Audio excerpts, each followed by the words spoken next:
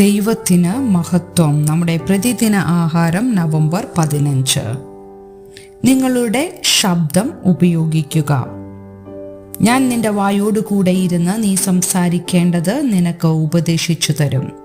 പുറപ്പാട് പുസ്തകം 4-ാം അധ്യായം 12-ാം വാക്യം.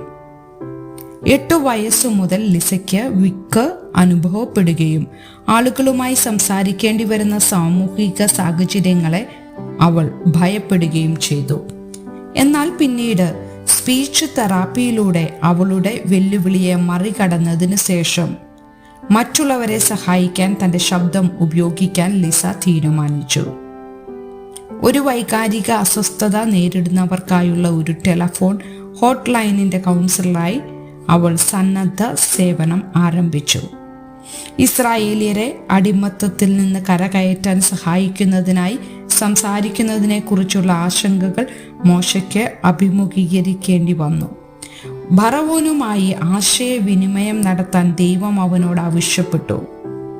എന്നാൽ തൻ്റെ സംസാരശേഷിയിൽ ആത്മവിശ്വാസമില്ലാത്ത മോശ പ്രതിഷേധിച്ചു. ദൈവം അവനെ വെല്ലുവിളിച്ചു. മനുഷ്യന് വായി കൊടുത്തത് ആര് എന്ന് അവനെ വെല്ലുവിളിച്ച ശേഷം ദൈവം അവനെ ആശ്വസിപ്പിച്ചു. ഞാൻ നിന്റെ വായോട് കൂടെ ഇരുന്ന് നീ സംസാരിക്കേണ്ടത് നിനക്ക് ഉപദേശിച്ചു തരും. നമ്മുടെ പരിമിതികളിൽ പോലും നമ്മിലൂടെ ശക്തമായി പ്രവർത്തിക്കാൻ അവന് കഴിയുമെന്ന് ദൈവത്തിൻ്റെ പ്രതികരണം നമ്മെ ഓർമ്മിപ്പിക്കുന്നു.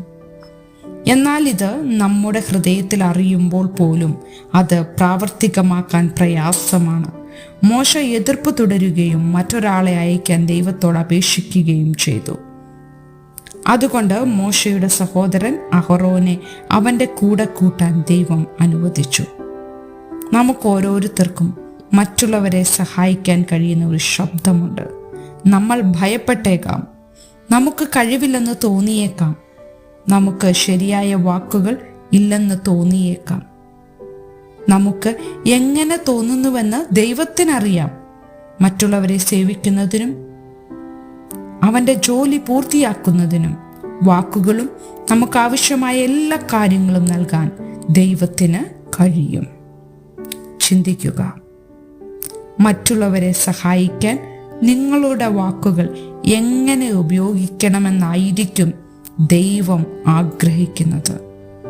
നമ്മുടെ ഭയത്തിലും ബലഹീനതയിലും പോലും ദൈവം നമ്മിലൂടെ പ്രവർത്തിക്കുന്നുവെന്ന് അറിയാൻ ഇത് നിങ്ങളെ എങ്ങനെയാണ് പ്രോത്സാഹിപ്പിക്കുന്നത്?